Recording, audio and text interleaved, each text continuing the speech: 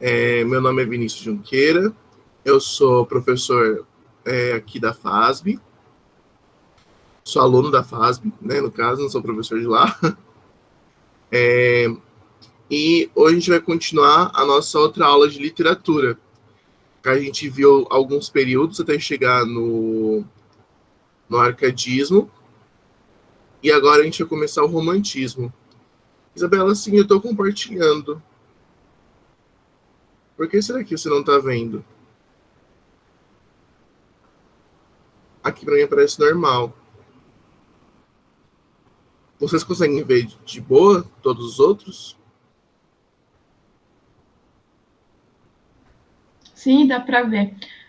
Do lado aí tem 3 pontinhos que dá para mexer no layout. Às vezes é o layout que escondeu a tela.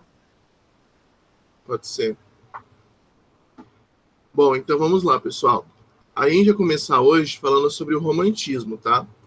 Eu sou suspeito para falar sobre o romantismo porque é meu movimento favorito. Então, a primeira geração é que, assim, antes de eu falar disso, a poesia ela é dividida por gerações. Então, você tem a primeira, a segunda e a terceira, que tem cada uma características próprias.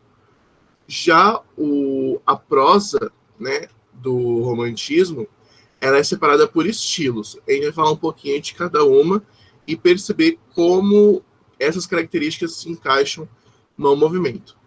Ok? Se vocês tiverem qualquer dúvida, pode mandar no chat, tá bom? Ou pode me interromper também, abrir o microfone e falar, não tem problema, tá? Fiquem à vontade para participar. A primeira geração, então, ela é chamada de nacionalista ou indianista. Ela vai acontecer em 1836, mais ou menos, tá? Então, ela traz mais notação à natureza, ela volta ao passado histórico, tem a criação do herói nacional, porque pensa assim, a gente precisava criar a figura heróica brasileira, de vez também no indianismo. A gente precisava criar alguém que representasse o herói brasileiro, aquela pessoa que fosse o grande, que fosse quem realmente representa o Brasil. Só que a gente já tinha o branco, que era a figura colonizadora, que fazia escravos, tal. Então não podia ser o branco, a figura heróica. E não podia ser o negro, porque o negro era o escravo, né? Então ficou assim, tá, mas então quem vai ser o nosso herói? E aí foi eleito o índio, né? O índio tornou-se o nosso herói por causa disso. E aí, então, nós vamos ter como herói nacional a figura do índio, o patriotismo, o sentimentalismo, religiosidade e tal. A segunda geração, ela vai se chamar Mal do Século ou Byroniana, tá? Ela acontece em 1852. As características dela são o egocentrismo, o negativismo boêmio, o pessimismo, a dúvida, a desilusão adolescente, o tédio constante e a exaltação da morte. É um período meio complicado, meio melancólico, meio depressivo, mas eu particularmente gosto bastante da segunda geração. E a terceira geração, ou geração condoreirista, ou condoreira, ou goana, ela vai acontecer ali por volta de 1871. Que já vai ser uma poesia social, libertária, que luta reflete as lutas internas que aconteciam no Brasil naquela época. Então, é uma poesia contra a escravidão e outras mazelas sociais. Então, vamos ver uma poesia que ela reflete uma das gerações, e eu quero que vocês comentem aqui no chat qual geração vocês acham que ela se encaixa, tá bom? O nome da poesia é Canção do Exílio, do Gonçalves Dias, e ela é assim. Minha terra tem palmeiras onde canta o sabiá. As aves que aqui gorjeiam não gorjeiam como lá. Nosso céu tem mais estrelas, nossas várzeas têm mais flores, nossos bosques têm mais vida, nossa vida mais amores. Em cismar sozinho à noite, mais prazer encontro eu lá. Minha terra tem palmeiras onde canta o sabiá. Minha terra tem primores, que tais não encontro eu cá. Em cismar sozinho à noite, mais prazer encontro eu lá. Minha terra tem palmeiras, onde canta o sabiá. Não permita Deus que eu morra, sem que volte para lá, sem que desfrute os primores, que não encontro por cá, sem que ainda viste as palmeiras, onde canta o sabiá. Bom, pessoal, em que período vocês acham que essa poesia se encaixa?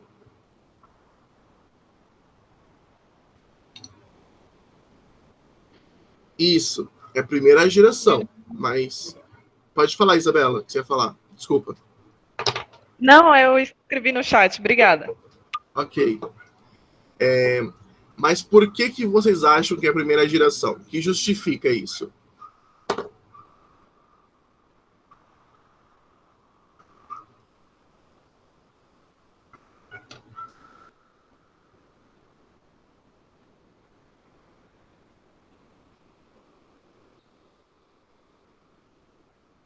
Isso, porque está na natureza, falando da natureza do Brasil. Isso mesmo.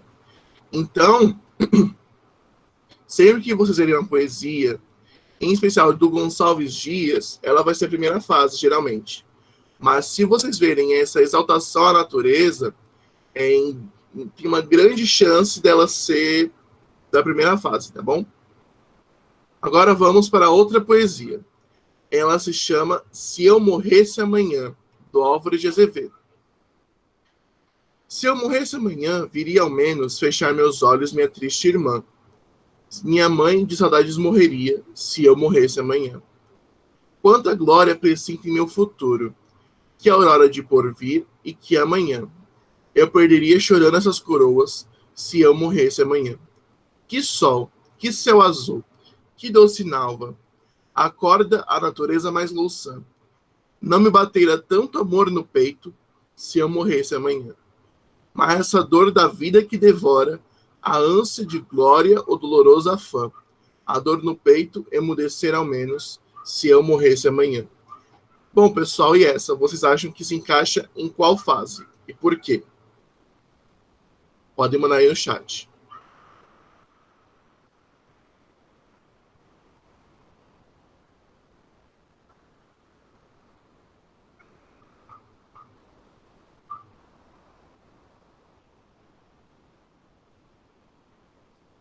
Isso, é segunda geração, porque ela fala com exaltação sobre a morte, por conta da melancolia. Isso aí, pessoal.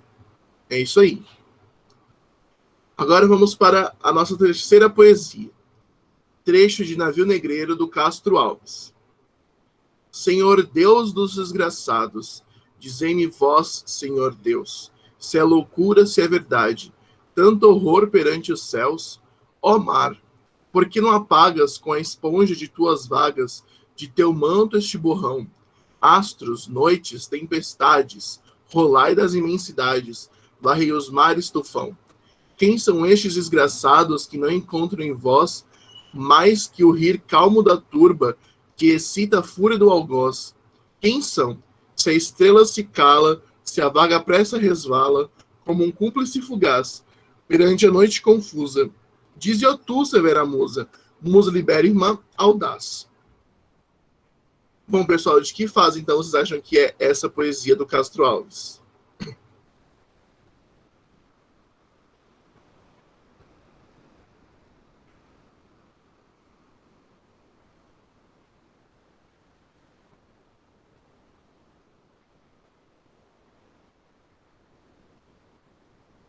Terceira geração? Mas por que é a terceira geração?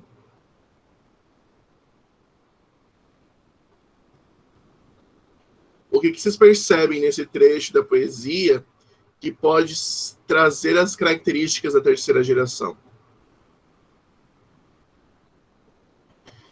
Isabela, a terceira geração, ela é um texto mais político, é um texto de reflexão de quebras sociais, político. Então, pensa assim, o nome do movimento, né, da terceira fase é condoreirista, porque eles eram como condores.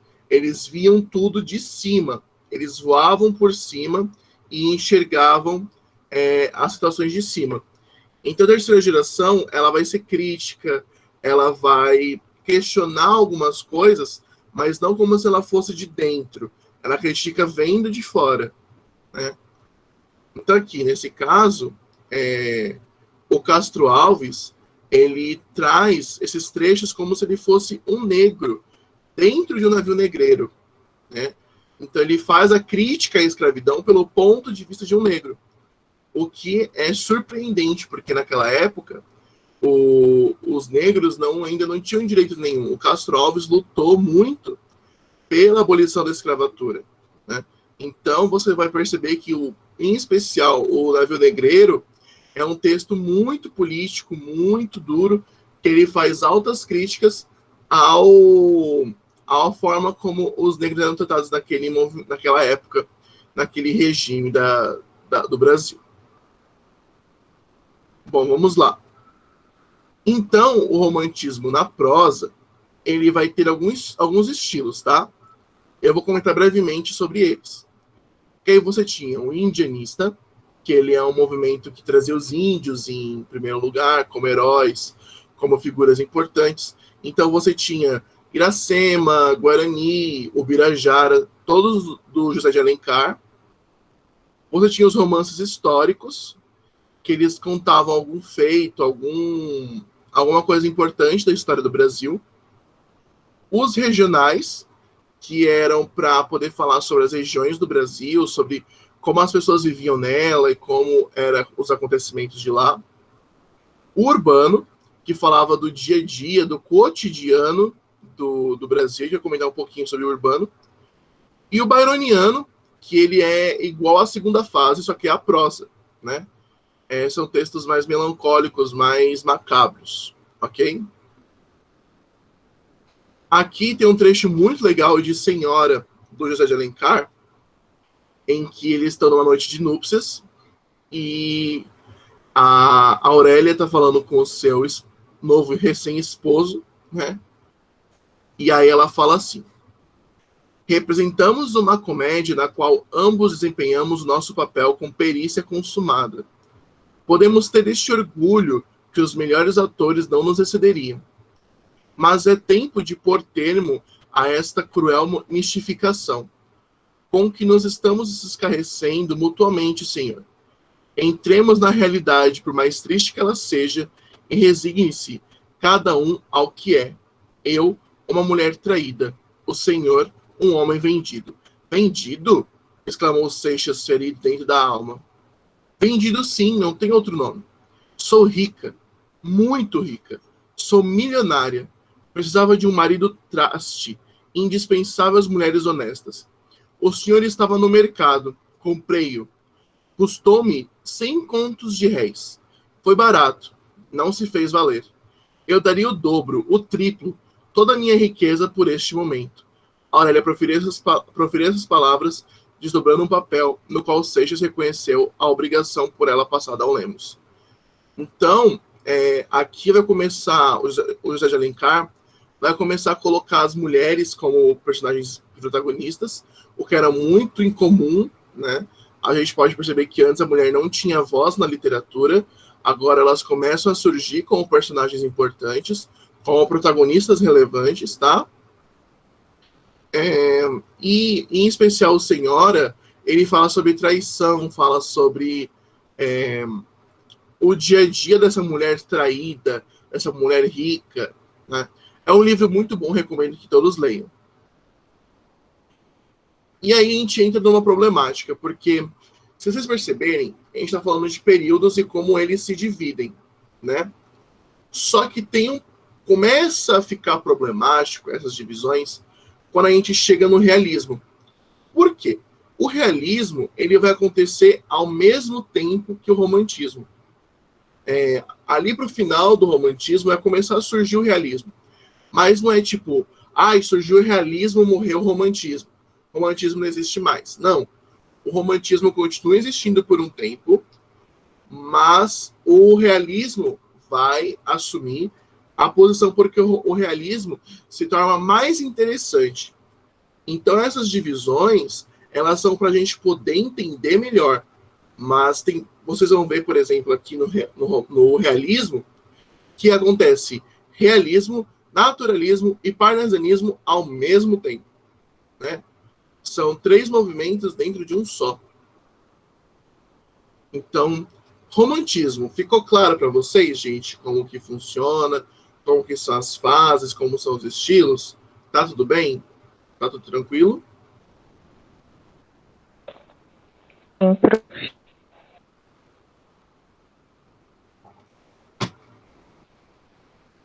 Se vocês tiverem qualquer dúvida, pode mandar, tá bom, pessoal? Não precisa ficar com medo, não. Eu não mordo. Bom, primeiro, então, vamos ver a diferença entre o realismo e o naturalismo, tá? O realismo, ele é um texto que ele procurava ser o mais real possível.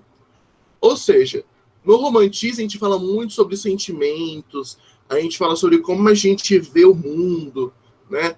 Então, na primeira fase, a gente está olhando o mundo ao nosso redor e como ele é lindo, né? Na segunda, a gente está olhando e vendo como a vida é ruim e como a vida faz mal para a gente, como a vida é péssima, né? Já na terceira, a gente vê como a sociedade está podre, está problemática. Então, como a gente pode consertar a sociedade, né? Então, é sempre pelo ponto de vista do eu. É sempre pelo subjetivo, né? É sempre pelo emocional falando. Quando chega o realismo, isso não pode acontecer mais. O realismo traz uma quebra dos floreios. Ela faz com que as coisas sentimentais, aquela subjetividade, aquela poética belíssima que existia no romantismo, não se repita, né? Agora a gente está falando de coisas reais, de coisas palpáveis, né? Então o realismo, ele é essa realidade palpável, essa sociedade real, essa realidade nua e crua, né? E o que difere, então, o realismo para o naturalismo? O naturalismo, ele é bem próximo ao realismo, tá?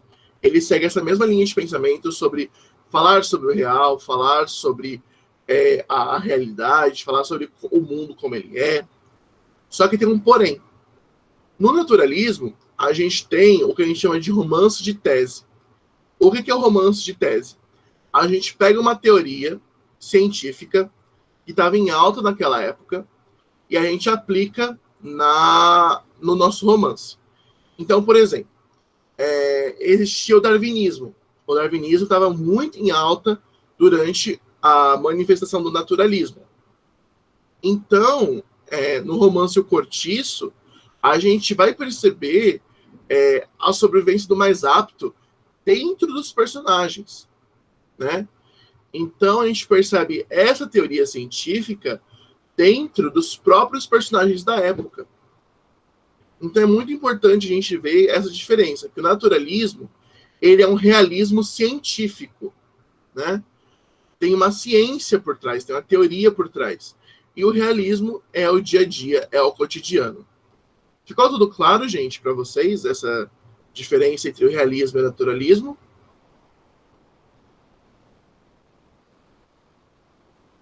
Tá tudo bem? Tudo certo?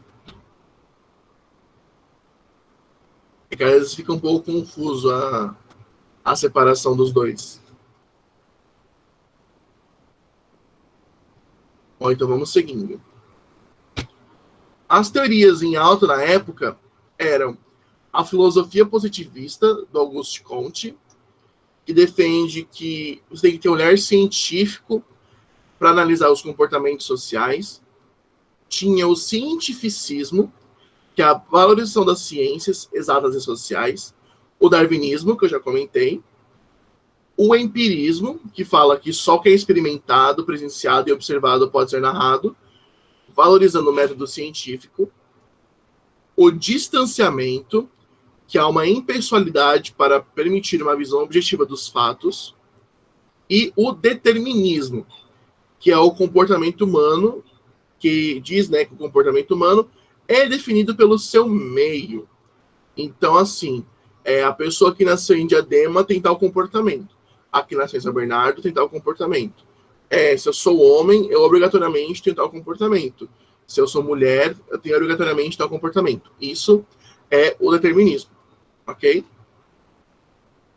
E aí falamos de um dos autores mais importantes da história da literatura brasileira, que é o Machado de Assis, tá? Machado de Assis, ele era carioca, ele era mulato, que ele era filho de escrava, e Machado de Assis era poeta, romancista, cronista, dramaturgo, contista, folhetinista, jornalista e crítico literário. Ou seja, tudo que dava para escrever, Machado de Assis escreveu. Tá? E quando eu coloco ali inclassificável, é porque o Machado de Assis ele não se encaixa em nenhum movimento, ao mesmo tempo que ele poderia se encaixar em quase todos. Então, a gente precisa tomar muito cuidado quando falar, o Machado é realista. Não, mas o Machado ele tem textos que são românticos. Aí a gente precisa tomar esse cuidado ao classificar o Machado de Assis. Imagina que todos vocês conheçam a história de Capitu, que é do livro Dom Casmurro, né? Que Dom Casmurro conta a história do Bentinho. Ele está contando a sua história a partir das suas memórias. E ele fala da sua paixão pela Capitu. E que, em determinado momento da obra, ele começa a acreditar que a Capitu traiu ele com o seu amigo Escobar, né? Só que a gente tem que tomar um cuidado muito forte, tá? Quando vocês veem naqueles negócios do Facebook, traiu ou não traiu? Gente, não tem como saber, tá? O Machado, ele colocou a história do ponto de vista do Bentinho. Então, não tem como a gente saber, com verdade, se ela foi infiel ou não, tá? Então, pense assim. Não dá para falar se ela traiu ou não. Não tem como ter uma opinião se ela traiu ou não. Porque o Machado não dá brecha. O Machado não permite que a gente sequer tenha um posicionamento.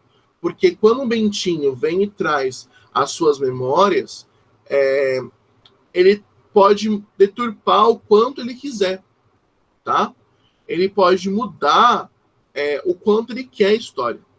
Então a gente não pode focar também no adultério, porque a obra ela é tão grande e ela é tão boa que a gente ficar pensando só no adultério, a gente está menosprezando a grandiosidade da obra, tá? Mas, vamos lá. Vamos começar a pensar por um outro lado, né? Já pensou se, por exemplo, o Bentinho é quem foi infiel com o Escobar e quer jogar a culpa na Capitu? E se o Bentinho, que tinha relações amorosas com o Escobar e queria jogar toda essa... espelhar essa culpa para cima da Capitu, para tirar a culpa dele? A gente não sabe. Só o Machado sabe. Ou às vezes nem o Machado sabia. Então, vamos começar a refletir mais sobre essa obra, ao invés de simplesmente pensar se ela traiu ou não. Tá bom? Aqui eu trouxe um trecho do Memórias Póstumas de Brás Cubas para vocês, do Machado, em que ele fala assim: há algum tempo hesitei se devia abrir essas memórias pelo princípio ou pelo fim. Isso é, se pôr em primeiro lugar o meu nascimento ou a minha morte. Suposto o uso vulgar seja começar pelo nascimento, duas considerações me levaram a adotar diferente método. A primeira é que eu não sou propriamente um autor defunto, mas um defunto autor. Para quem campa, foi outro berço. A segunda é que o escrito ficaria assim mais galante e mais novo. Moisés, que também contou a sua morte, não a pôs no introito, mas no cabo. Diferença radical entre este livro e o Pentateuco.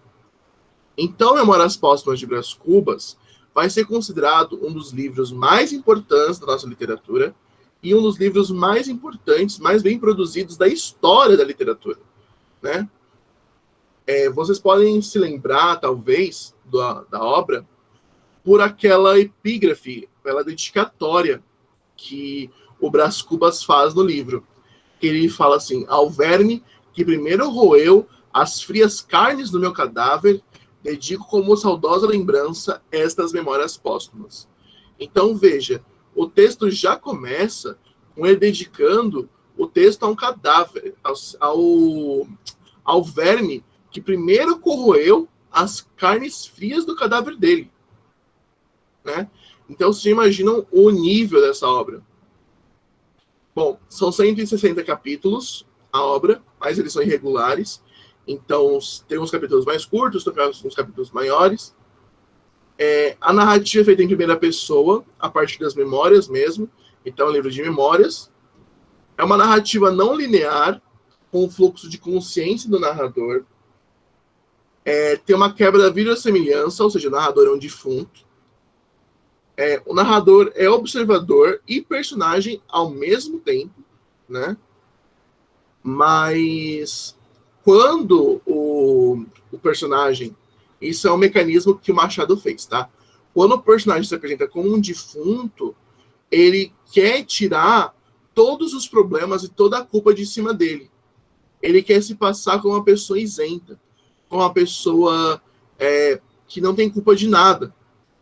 Só que isso não tem como existir, porque por mais que seja um defunto contando a história, é um livro de memórias. Então ele é organizado, as memórias, conforme o personagem quis, conforme o Brás Cubas quis. Então, a gente tem que tomar muito cuidado, tá? De achar que o Brás Cubas também é puramente inocente. Ele próprio organizou a ordem das memórias que ele queria que aparecessem na obra. E aí temos o parnasianismo. Vamos lá.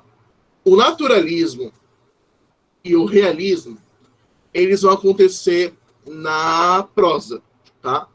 No texto escrito prosaico.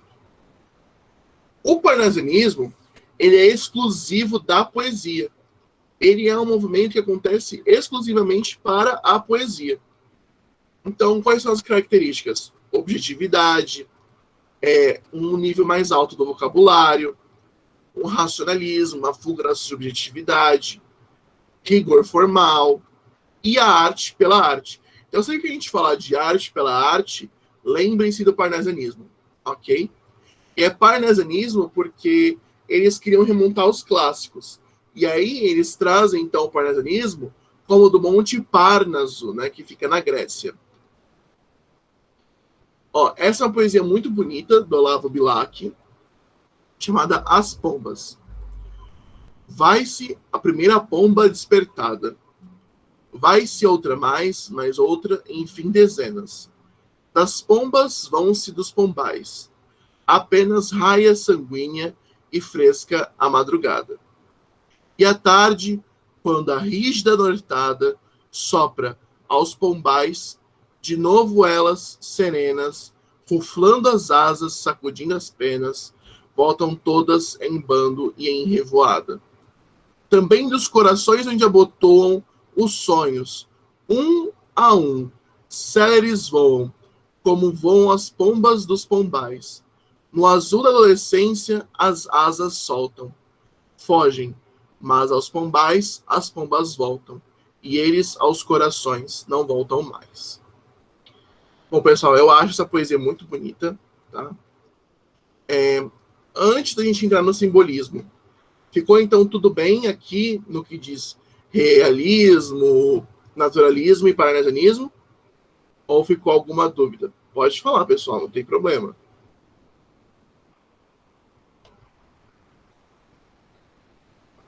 Tá tudo bem? Tá tudo tranquilo, sem dúvidas?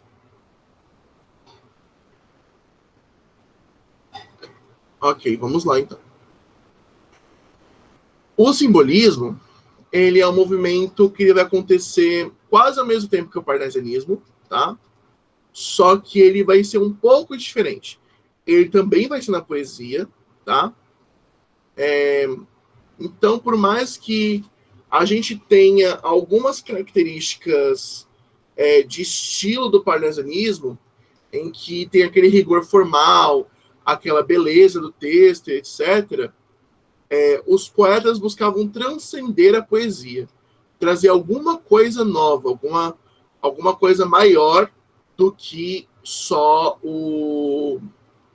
a arte pela arte, né?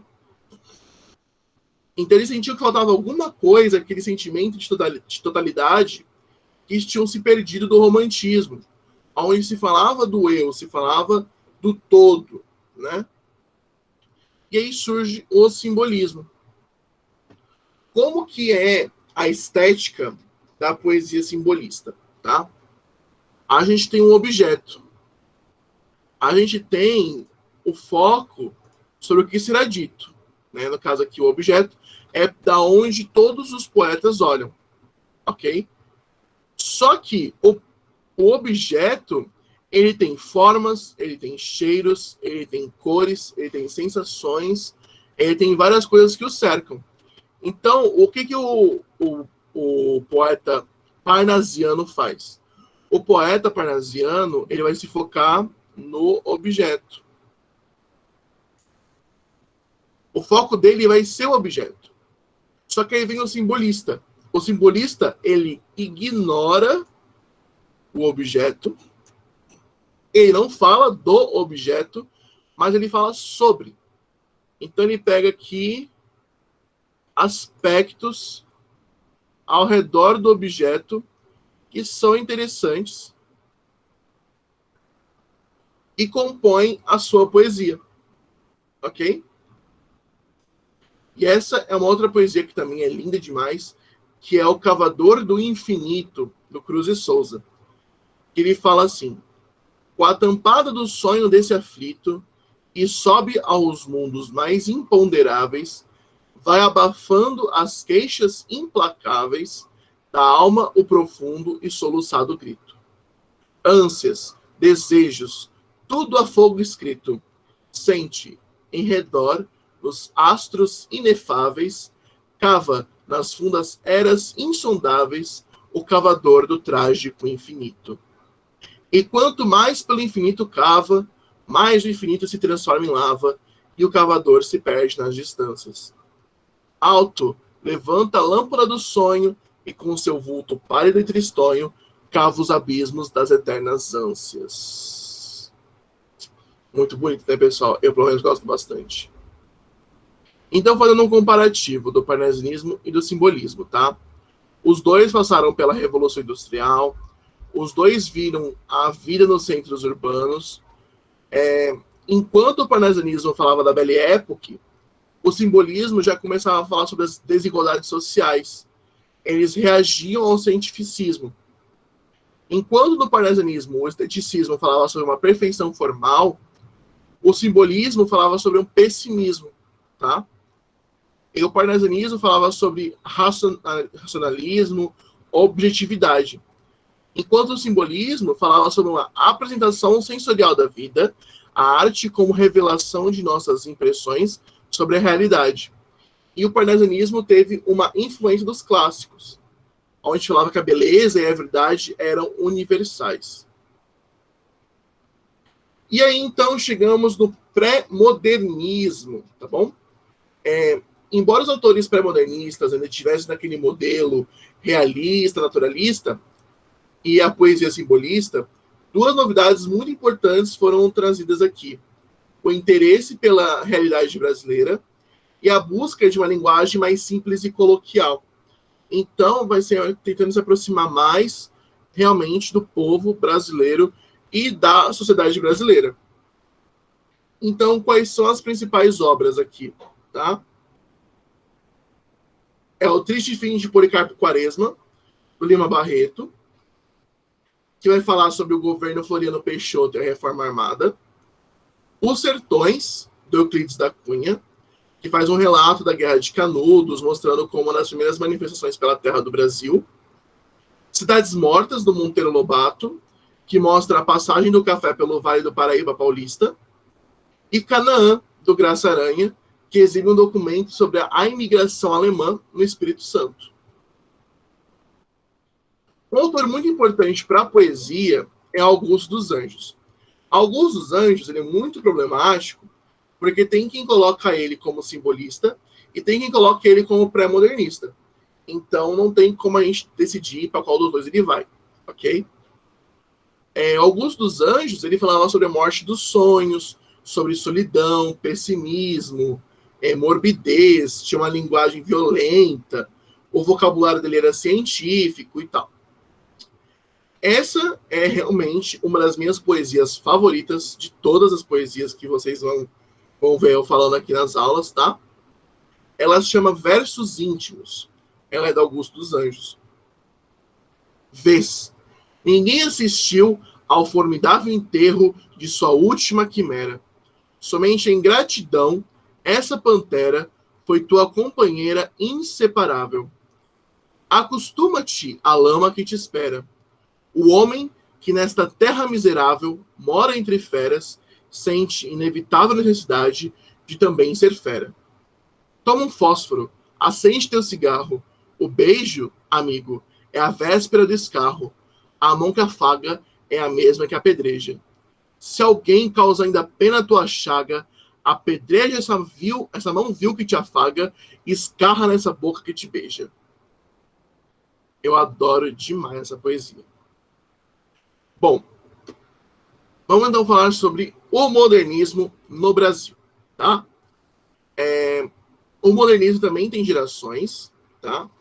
Enquanto o romantismo tinha fases, o modernismo vai ter gerações. Então, por exemplo, num comparativo, a primeira geração traz uma negação formal. Então, a forma não importa. A segunda já traz uma liberdade formal. E a terceira é uma preocupação formal. As três sempre vão trazer uma crítica e análise social. Então, vamos olhar para a sociedade, né? É porque vocês podem perceber que muitos outros movimentos falavam, vamos falar sobre a sociedade. Mas era um olhar muito falso, era um olhar muito superficial, era um olhar muito... qual é a palavra? Superficial, era falso, não trazia realmente a realidade. E então os modernistas começaram a olhar de verdade para a sociedade. Não é só aquela beleza que o José de Alencar falava sobre como o índio é lindo, sobre como as coisas são lindas. A sociedade também é podre, a sociedade também é suja. Tem coisas que a gente precisa falar da sociedade que é ruim e tá tudo bem, né? Então a primeira geração traz uma ironia, um deboche. A segunda, uma subjetividade sóbria. E a terceira, a objetividade. A primeira trazia um concretismo. A segunda, posturas variadas. E a terceira, a descrição. Tá bom? Então vamos lá. A primeira fase modernista, ela acontece com a Semana de Arte Moderna, lá em 1922. Onde diversos autores e pintores trouxeram suas manifestações artísticas, e em especial algumas vanguardas europeias, que eram manifestações artísticas que aconteciam lá fora, para o Brasil, né? Quando que acabou essa fase? É quando teve a Revolução de 30 e a tomada de poder pelo Getúlio Vargas, tá? Aqui a gente teve algumas revistas, como a Claxon e a Antropofagia. E o que foi o movimento da antropofagia no Brasil? A antropofagia ela é inspirada num ritual indígena, no qual os índios acreditam que se eles comerem determinadas partes do corpo de uma pessoa, você vai herdar características daquela pessoa. Então, por exemplo, se eu comer o coração, eu vou herdar o sentimento e a calma. Se eu comer o cérebro, a inteligência. Se eu comer os braços, a força. E assim, respectivamente. Tá? E cada índio também, assim, as mulheres comem tal parte, os homens tal parte, os guerreiros tal parte, o pajé tal parte, e assim, respectivamente, tá bom? Só que, o que isso tem a ver com a literatura? Os autores da época acreditavam que a gente podia fazer isso com a literatura e com a arte. Então a gente poderia pegar uma cultura externa, devorá-la e transformá-la em brasileira. Então, por exemplo, o perfume. O perfume é uma criação francesa, né? Só que o que a gente fez? A gente engoliu o perfume e transformou no brasileiro. Então, por exemplo, não deve ter lá fora um perfume de pitaia, um perfume de jabuticaba, sabe? Esses perfumes da Natura Ecos que são frutas e são coisas especificamente brasileiras, sabe? Não deve ter na França, porque isso é uma coisa brasileira.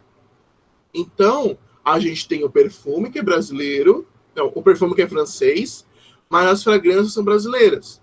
Outro exemplo é a pizza.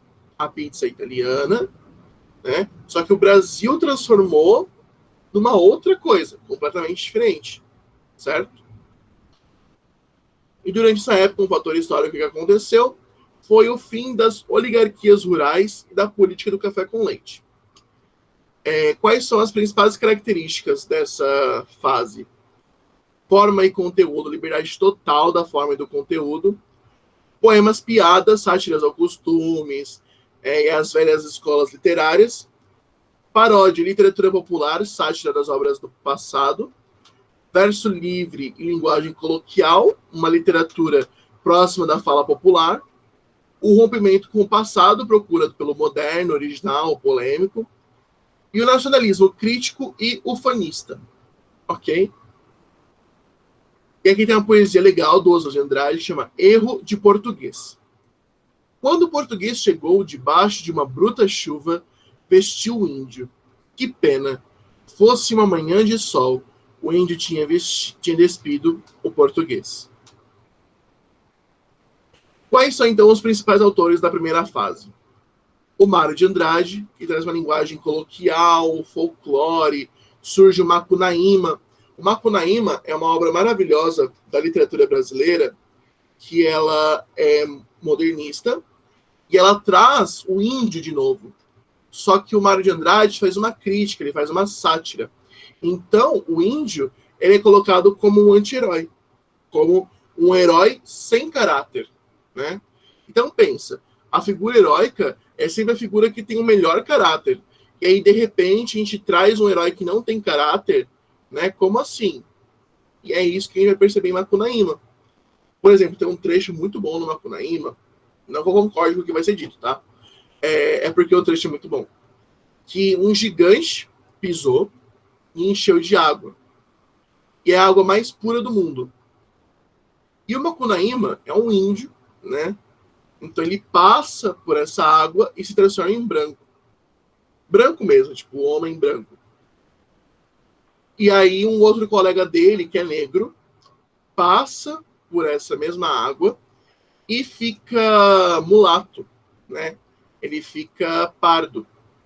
E aí o Macunaíma olha para ele e fala assim, bom, pelo menos você não é mais negro. Isso já tá pelo menos bom. Agora você é só mulato. Então, melhorou pelo menos um pouco a sua condição. Então, vocês percebem que o próprio índio ele é racista nessa obra, né? Então, vocês vão perceber essas falhas de caráter muito fortes no Macunaíma, ok? Temos o Oswald de Andrade, que traz o nacionalismo crítico, ele fazia paródia, traz uma linguagem mais coloquial, uma valorização do cotidiano, poema pílula, capítulos curtos. Já o Manuel Bandeira, que é o terceiro autor importante aqui da primeira fase, ele traz uma libertinagem, temas autobiográficos, né, que falam sobre infância, família, morte, cotidiano, humor, ceticismo, ironia e tal. Aqui para vocês verem uma poesia do Manuel Bandeira, que se chama Poema Tirado de uma Notícia de Jornal. Ele fala assim, João Gostoso era carregador de feira livre e morava no Morro da Babilônia, num barracão sem número. Uma noite, ele chegou no bar 20 de novembro, bebeu, cantou, dançou, depois atirou na Lagoa Rodrigo de Freitas e morreu afogado. Tá tudo bem, gente? Tô indo muito rápido, vocês estão conseguindo acompanhar? Tá tudo bem?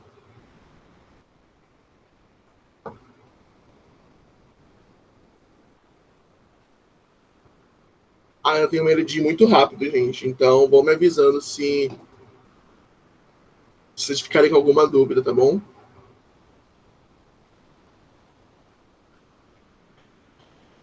Bom, segunda fase modernista. O Brasil estava acontecendo a ditadura do Getúlio, e lá fora nós estávamos numa depressão econômica, nazismo, Segunda Guerra Mundial e etc. Então, a poesia, ela traz uma preocupação social, a necessidade de compreender o mundo transformado pela guerra. A linguagem era versos livres e brancos, então não tinha a necessidade de ter aquelas rimas. E a poesia era mais intimista, né? Seja pela questão espiritual ou uma reflexão amorosa. Os principais autores vão ser o Carlos Drummond de Andrade, trazendo uma representação do cotidiano.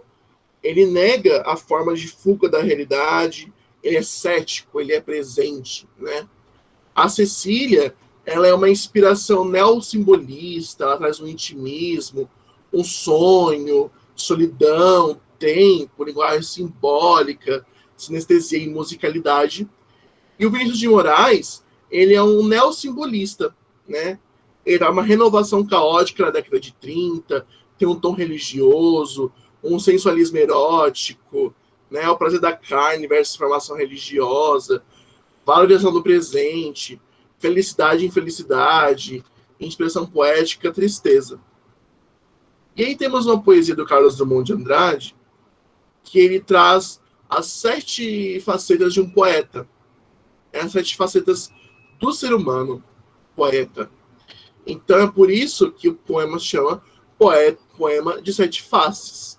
E tem 7 estrofes. Olha só. O poema é assim. Quando nasci, um anjo torto, desses que vivem na sombra, disse: vai, Carlos, vai ser gauche na vida. As casas espiam os homens que correm atrás de mulheres. A tarde talvez fosse azul, não houvesse tantos desejos. O bonde passa cheio de pernas brancas, pretas, amarelas. Para que tanta perna, meu Deus? Pergunta meu coração. Porém, meus olhos não perguntam nada.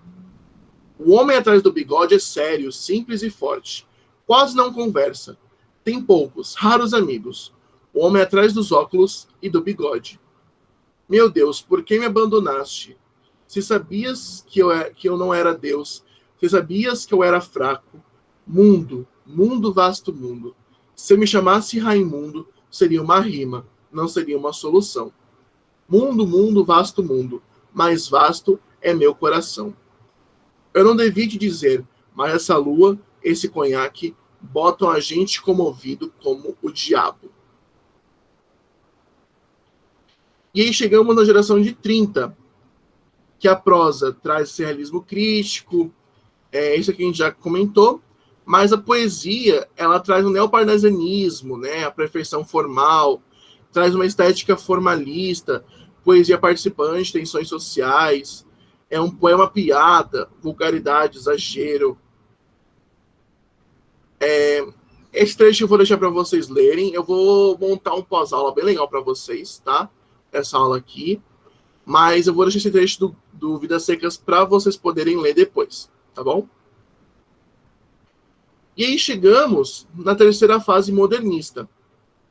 As narrativas, elas são interiorizadas, a gente fala de fluxo da consciência, utilização da primeira pessoa, o narrador é uma pessoa que ela está confessando algo, e o leitor é confidente. E a aproximação da prosa com a poesia, um lirismo na poesia, na prosa. Então a gente tem a Clarice Lispector, que todo mundo deve ter ouvido falar dela já, que ela traz essa interiorização do ser humano.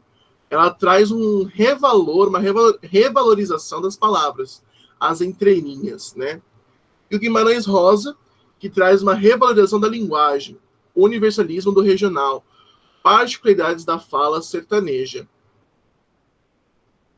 Aí aqui tem um trecho da Hora de Estrela da Clarice, que ela fala assim: tudo no começo começou com um sim. Uma molécula disse sim à outra. Molécula e nasceu a vida. Mas antes da pré-história, havia a pré-história, e havia o nunca e havia o sim. Sempre houve. Não sei o que, mas sei que o universo jamais começou. As coisas estavam de algum modo tão boas que podiam se tornar muito ruins, porque o que amadurece plenamente pode apodrecer. Essa moça não sabia que ela era o que era, assim como um cachorro não sabe que é cachorro. Daí, não se sentir infeliz. Quem não é um acaso na vida? Eu, particularmente, gosto bastante, gente.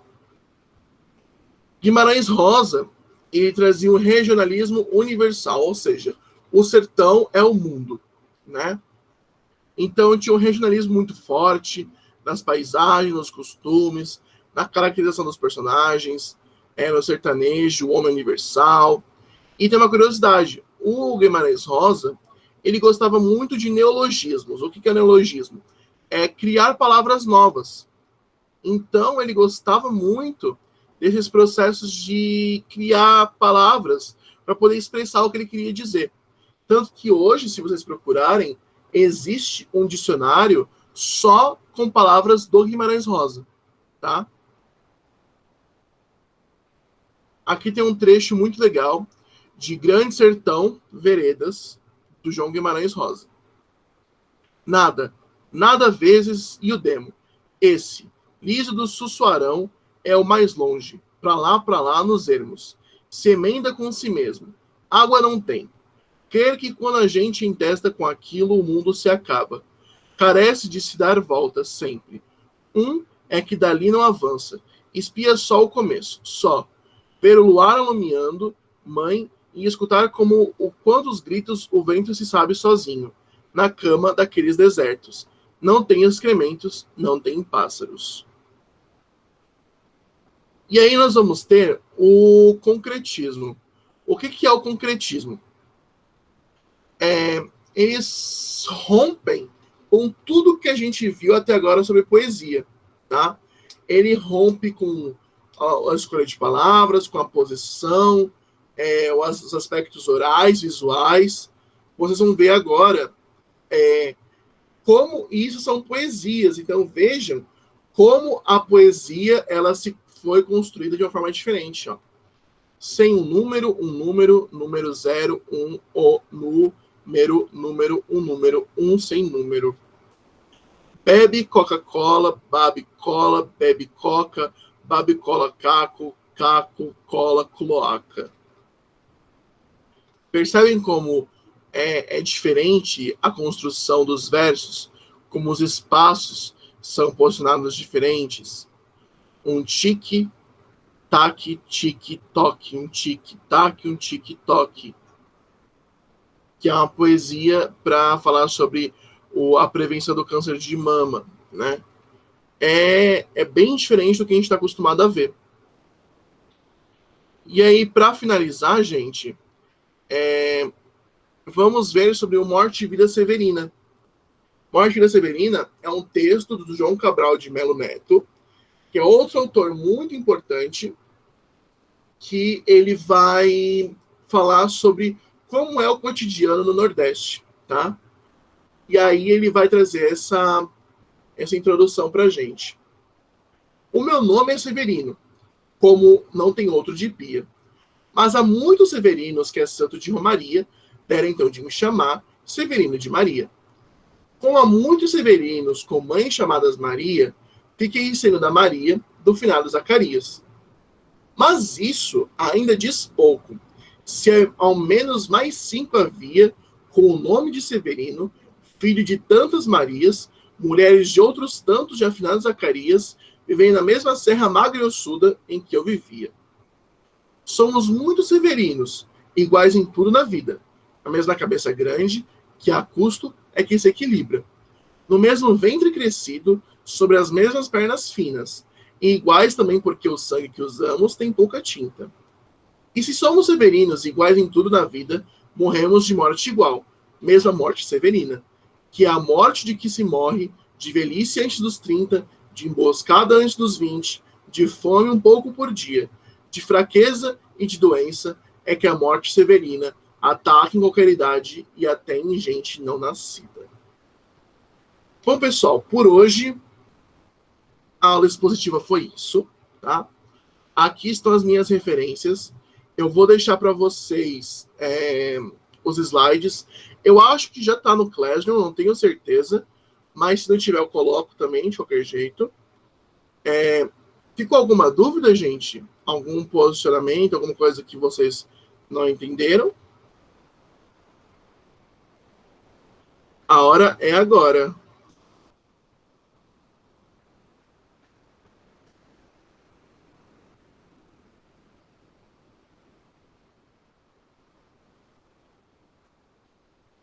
E aí, gente?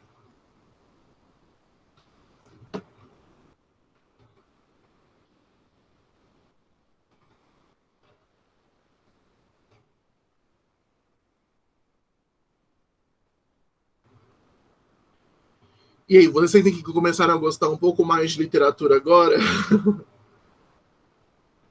Ficou mais fácil de entender literatura para vocês?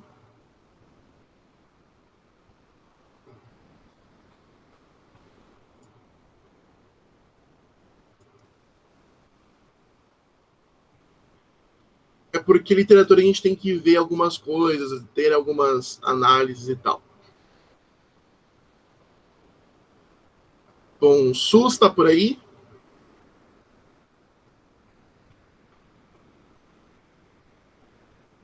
Su.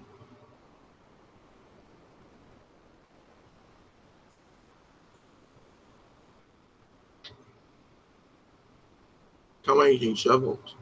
Vou ligar pra Suela.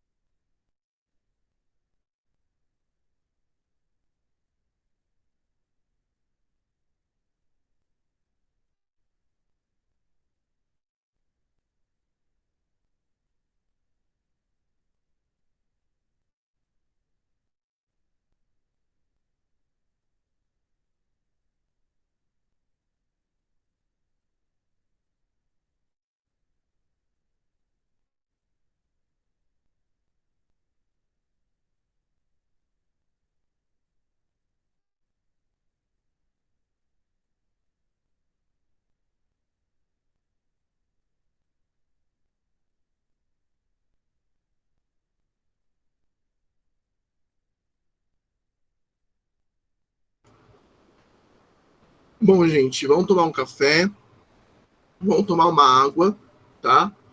E aí, quando der 10h30, vocês voltam, tá bom? Pode ser?